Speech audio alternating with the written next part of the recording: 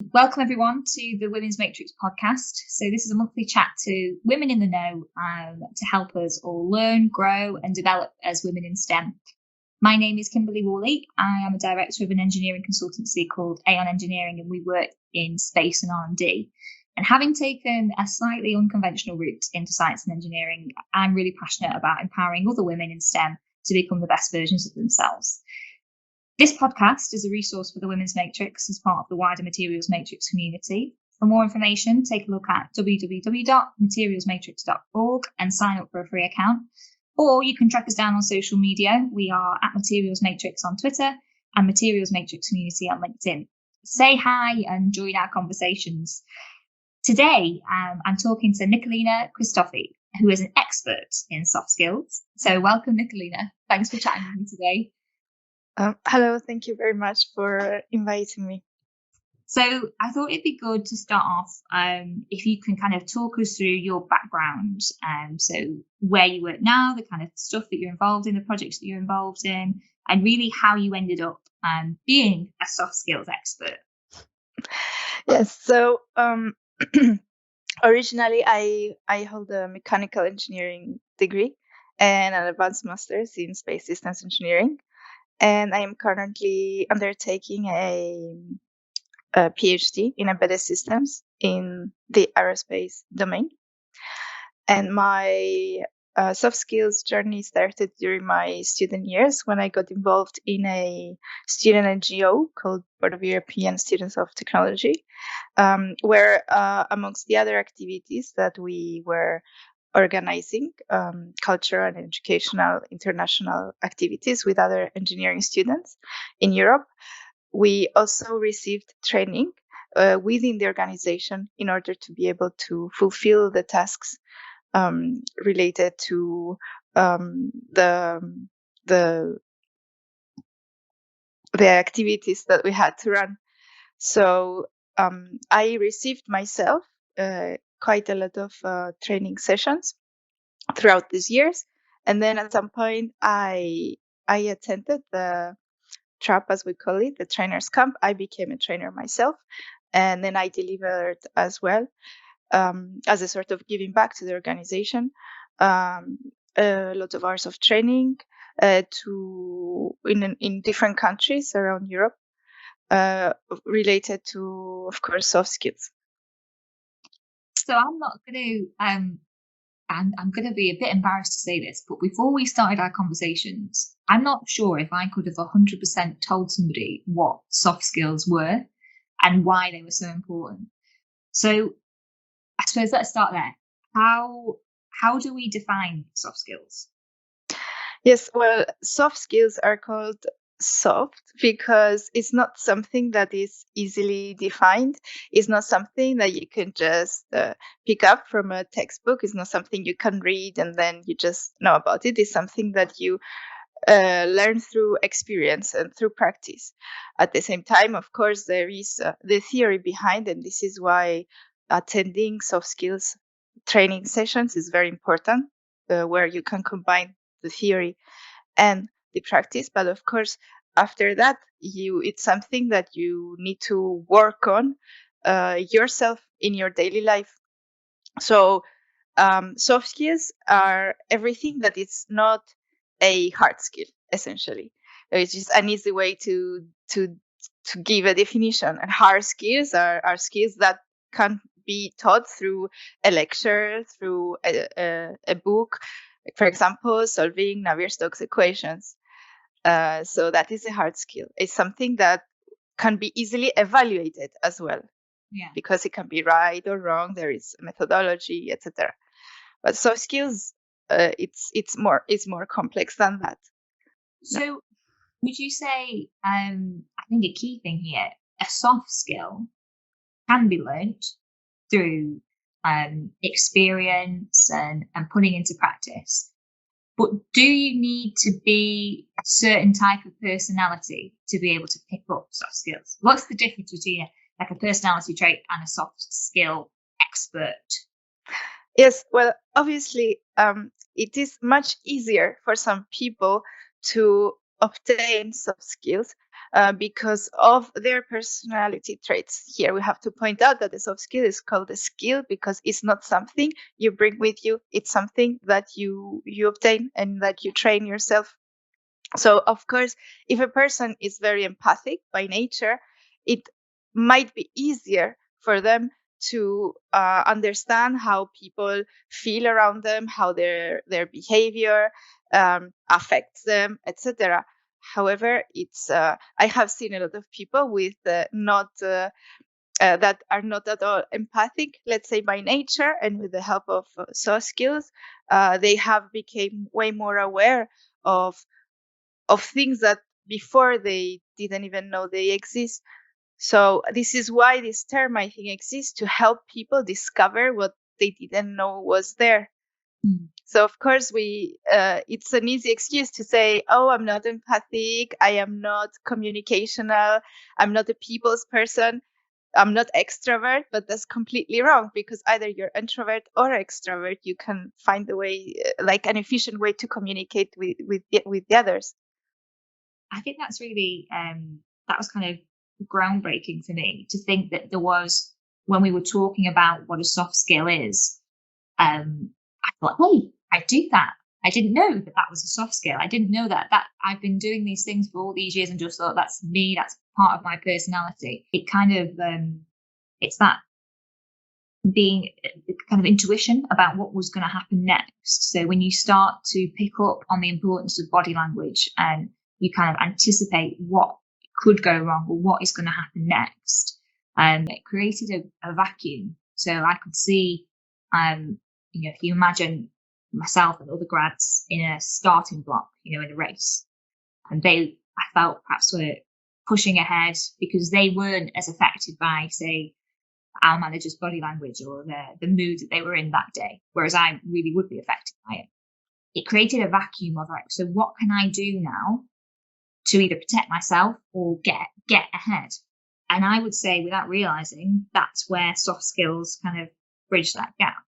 And I saw then my male colleagues perhaps fall behind a bit because they couldn't anticipate or pick up on these subconscious things that were happening in project meetings where I trained myself to be able to do that. So as much as it was kind of like a rubbish situation to begin with, I think soft skills really, without realizing it, saved the day for me, because it enabled me to flex those muscles, which the other guys in my team didn't know existed. Yes, I think we always want to look for more role models. So you look at someone and you say, this is who I want to be, this is how I want to be. I want to be respected. I want to be considered as an expert in this and that.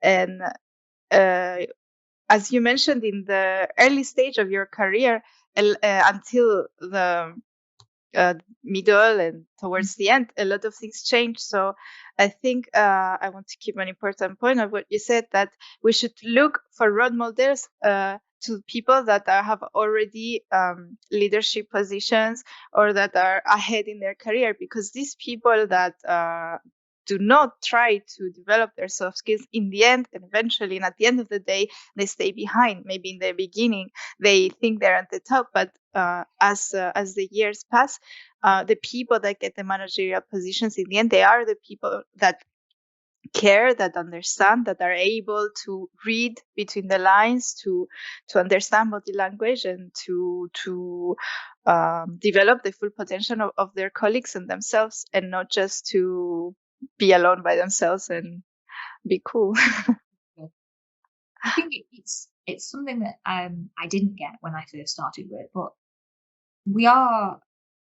I know people like to say there's you've got your work life and you've got your home life, but it's very difficult, or I found it very difficult to just switch. We're all humans, aren't we? And we are, group animals. No, I don't think anyone really likes to be 100% solitary. So I think accepting that other people will have an impact on you in one way or another, but it's how you can kind of control that. I think that's the thing for at work or at home. And I am certainly looking more into soft skills, that kind of acknowledging somebody is that way or the other way, and still being able to work collaboratively with them or work in a team with them, get the best out of them. That's hard, but it sounds like soft skills might be the answer to that. Yes. For me, the first step toward in your journey in soft skills is first of all self-awareness, to understand how your behavior how actually is your social behavior, and then how it affects others. And if you realize that well, this behavior is not good, or I'm receiving negative feedback, that maybe I should do something about it. Of course, it's a personal choice. As we say, feedback is a gift. You receive it, and then you can choose to open it or leave it as it is. So if you think that you want to change the way you make people feel around you, of course you have to start making changes. And of course, no one is only bad or only good.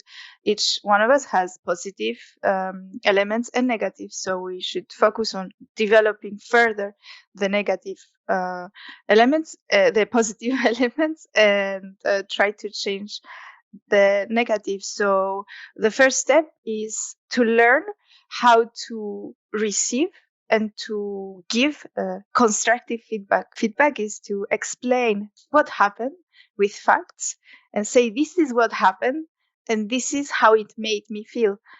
And at the same and try in this process to help the person to explain what you should change as well, not just, well, I didn't like that, but to that the feedback has a good initiative to help the person that is receiving it. And at the same time, catching up on what you said before, it is very important to learn to receive feedback in a way that does not affect you and you don't take it personally. And that's very, very different. For me in the beginning, I think it was the hardest thing to do, because I tend to be, yes, very hard on myself, and sometimes sensitive and emotional as perceived by others.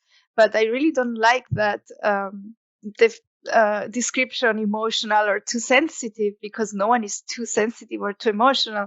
Just some people are maybe too hard on themselves, and when they hear something that makes them sad, they of course they get affected, because they don't like the fact that they made someone feel bad.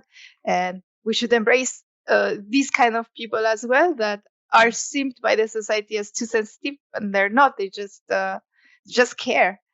So it's this whole understanding of different personality Need types. different. I think I'm very much like you.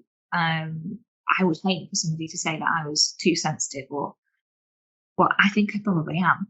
And I think that comes from a place of being so desperate or trying so hard to be good at what it is that you're doing, and trying to be mindful of other people, and be the best version of yourself. And I think from my reading around soft skills, before we've had this conversation, one of the kind of most powerful things is what you've just said. I don't have any control over how somebody else feels. I have a control over how I react with them. And if they say to me, hey, Kimberley, when you said that actually made me feel pretty rubbish, or maybe feel upset, I can change my behavior, because I don't want them to be upset. But if somebody does that to me and I feel upset, I communicate that with them. They have a choice whether to make that change or not. The same way I have a choice then to let it affect me or not. And that is really hard, isn't it? Yes, that's really, really powerful. And that's actually the main principle of nonviolent communication, where it says that no one can make anyone feel anything. It's how you perceive what has been given to you that creates this feeling inside. So you should never blame others for an emotion that was created inside you, because you are the owner of your emotions. And at the same time, you have the possibility to change that emotion from something negative to something positive. So yes, that's I think that's extremely helpful in the workplace, when sometimes when people are tired or having a bad day, they can get really mean sometimes, and you need to be able to dissociate yourself, take a step back and say, okay, I will not get affected by that. Oh, I suppose that's a good, let's talk about our kind of practical experience then of soft skills in the workplace. Because I think we both come from kind of male dominated environments, which has its own quirks, isn't it, and challenges. I don't know about you, but I've really struggled to find female role models. In fact, I don't think I could put my hand up and say one person, I've looked at that person and thought that's how I want to be and that's where I want to go. What's your experience been of that in terms of both working in a male-dominated teams and also role models? So 2 questions in one there. Yes, so about the male-dominated teams, it can get really, really hard sometimes, like to the point that I felt like at some point I thought I would just quit. I will change my job completely because I love what I do, but it's not the people around me. So not the people themselves, but how they behave and how they take advantage of the power they have sometimes, which I find very sad. So I have to say that it was not at all the general case, but there were a few men that had higher positions and that were brilliant. They were amazing with girls and boys, and they were great. And I said, well, this is like something I aspire and I totally admire. And at the same time, well, I don't know if I can be very objective because the women I've had in my workplace were very, very, very few. And most of the times I was the only girl around. So on the women I've met, I have to say that once I had a boss that she was the most amazing person I've ever met. She was a total role model. She was head of a section. She was like totally, she was amazing. But for the rest, I have to say that, sadly, I believe that they more tend to mirror the male behavior that they're receiving towards themselves to the other woman. So I don't know why they do that. I don't know if it's just a reflex, like this is what I've been through. This is what I have received. This is how I have to behave, or this is what I have to put you through so you become stronger. This mentality of you have to suffer to become better, especially in the field of research, of when you're a PhD student, many times you face this mentality of if you don't have a horrible PhD, you don't deserve it. Yeah. Which is taught like not at all a good way to go, or because it's a kind of a defense mechanism. Like if I behave like them, then I am safe, or they will respect me more because I'm one of them, or they just mimic and they don't think more about it. So I think when it comes to that, this is the saddest part, not of the behavior of my male colleagues, but of the behavior of my female colleagues. How the expectations I had towards them, that they would more support and empower each other rather than pull them down.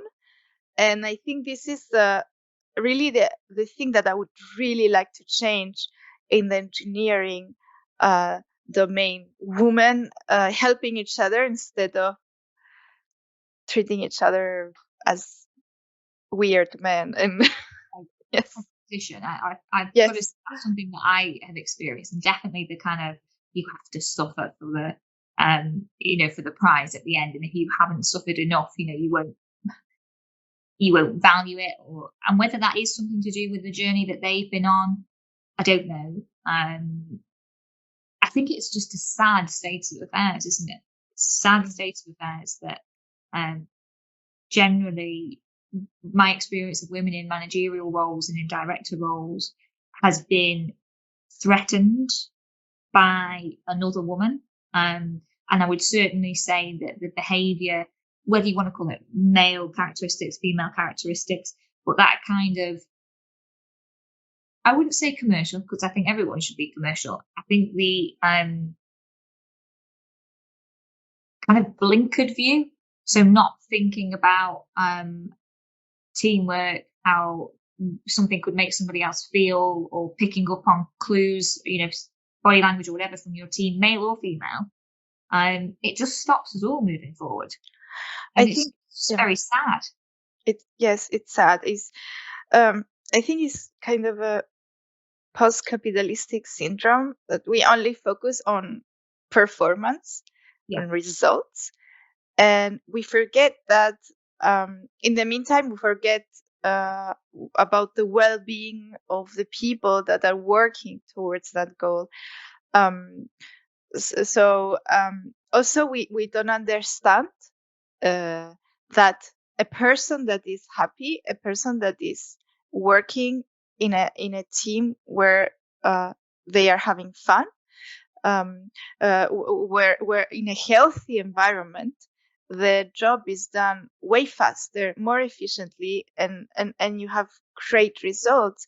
The best inventions and the best things we've seen in the last decades have been by teams that have been collaborating greatly, or they love what they do. So we don't think of that aspect, because we think of, we want results and we don't care about how we get there. And we don't realize that if we do care, actually, we might have the results faster and actually of a higher quality, because we forget about efficiency. That's, for example, is a big part of soft skills as well. Like, you can do something in less time and can still be as good. It's not about how much time we work. So I think that's really important, and perhaps something more people are switched on to now, coming out of COVID and lockdowns. There's different ways of working, and hopefully that will force this onto managers' agendas to think about the people behind, the KPI or whatever. But I think there's work to do by us, by anyone listening to this podcast, about when we see, whatever stage in the career another woman is at, to give them a thumbs up and try and support, because as a somebody who is recruiting people all the time, I find it shockingly sad. I don't see female CVs, and I look at my team and I think, actually, the personality makeup that we've got are always kind of type A, very clever engineers. We need some complementary skills in there in the mix to be able to help us deliver our projects better, but they're just not coming through. So I think it's really important to carry on having these kind of conversations with people like yourself, to stress that not all of us are like this. There are some women out here who want to help, and don't just, I suppose, walk away from engineering and science when you are at graduate level and think, I'm going to do something else, because it feels like it's not a welcoming place to be. Definitely. Yes, I myself already thought of changing careers, and I've actually changed domains already because I thought it would get better, but it didn't. So I said, okay, so it's not about the others, it's about you. So what you said about the recruitment is, for me, always very shocking, because the majority of HRs, of recruiters, are women. And you see them slide through the woman candidates as she's not good enough. But another important thing that soft skills teach you is that there's no one kind of intelligence. This thing does not exist. People have different kinds of intelligence, a different pros and cons. For example, you need all kinds of intelligence and personality types within a team. You need someone who is goal oriented. You need someone who is process oriented. You need someone that is more technical, someone that is more intuitive, that sees ahead, because there's some people that just see what do we do now, and some people that are good in what do we see, what do we do in a year. That these people are visionaries, and they see far ahead. They're good in planning, etc. So there's no one good profile for an engineer. And the moment we start realizing this is the moment we start letting more space for women that are perhaps by nature more empathic or more perhaps I think it's that we are way more aware of our behavior, of our social behavior, of our body, of how we look, how we speak, because since we are very young, since we are born, we are taught that how we are supposed to be, how we're supposed to behave, uh how to be. So this is why I think we're way more aware than men, and this is why perhaps we're forced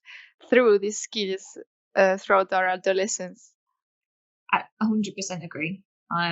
You know, the frustrations that I have about recruiting graduates, and like I say, we don't get really well. No, I haven't had one this last intake, a female engineering grad.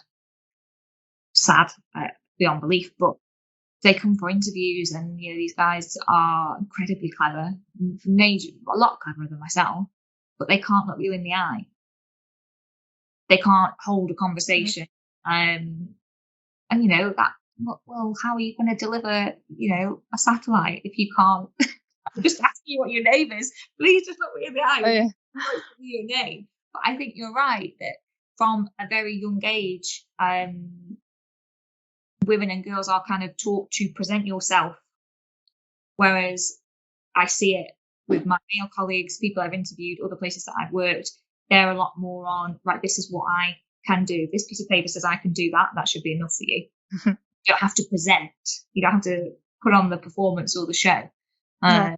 And most of the times it is enough. And sadly, this period that we're going through, since most of the jobs are like developer postings, so all they need to do is write code. So of course, at this moment, it's really hard for people that are not extremely technical, or they just don't have a technical skill very, very well developed. It's very hard for us to find a place in the current industry that is more towards coding, programming, that requires a certain type of intelligence that not everyone has. So I think we are fully bought into soft skills. Absolutely.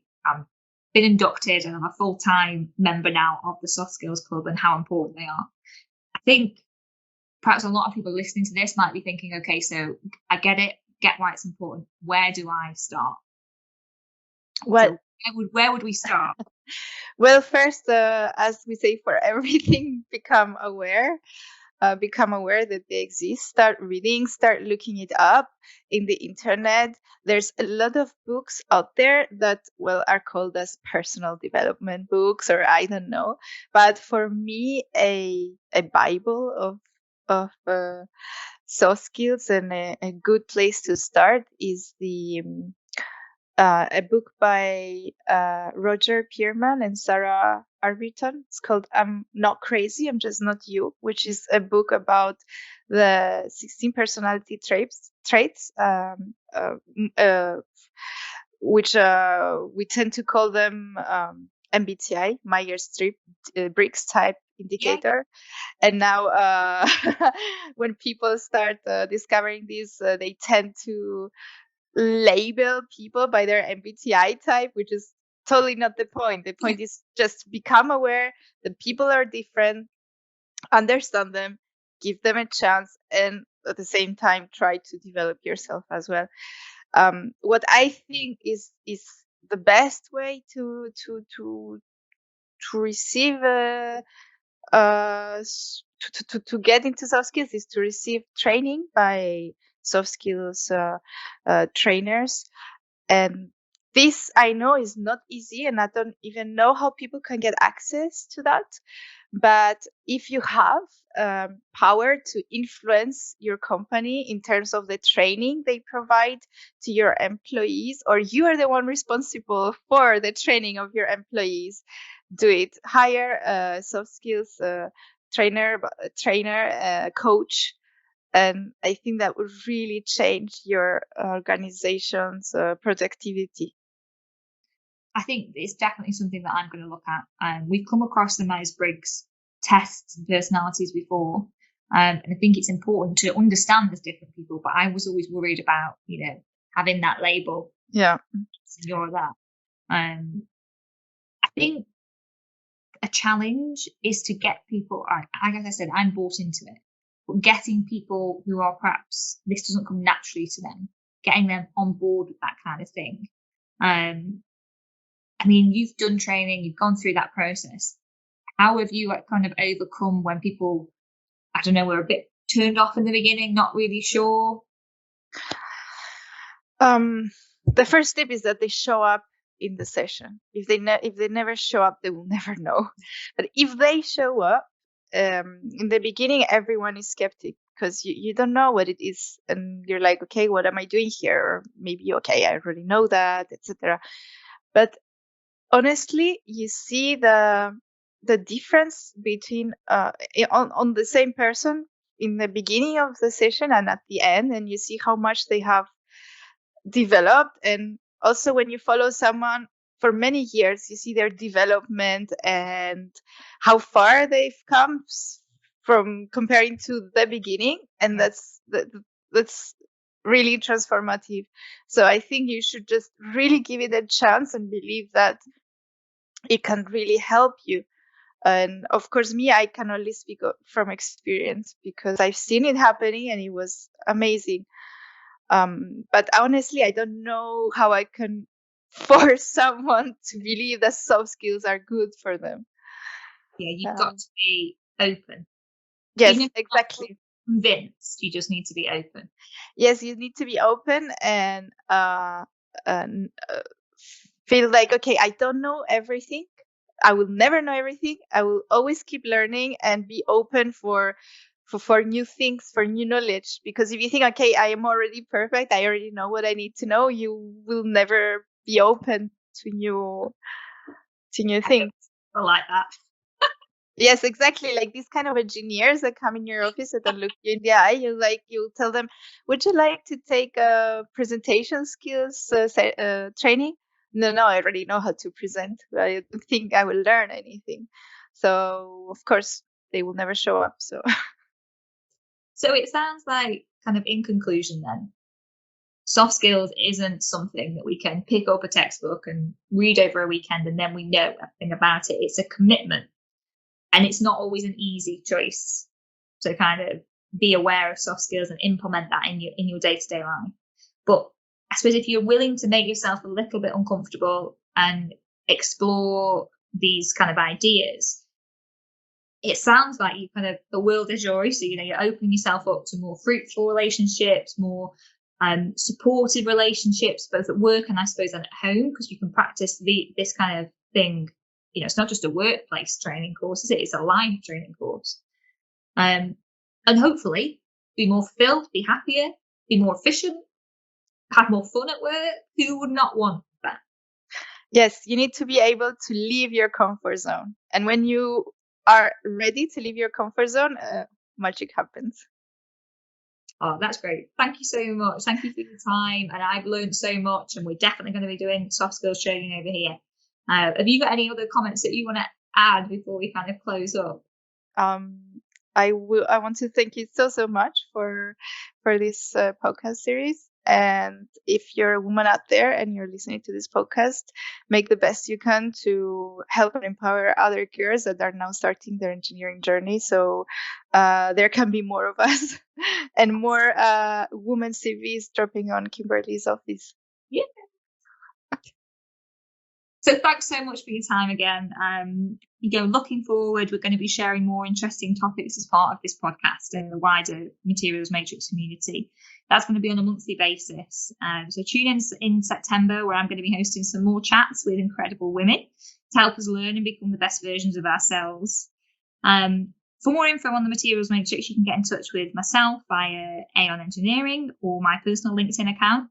I'm sure Nicolina would be happy to chat with anyone who's got any questions about soft skills, so you can search us out there. Or you can get in touch with the Materials Matrix, Women's Matrix sub-community managers, Mary Beth Sprott and Naomi Muller-Jones.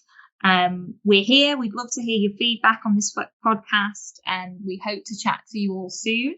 So until next time, thanks so much. Thanks for your time. It's been a pleasure. Thank you. I'll definitely speak again soon. Thank you very much. Cut.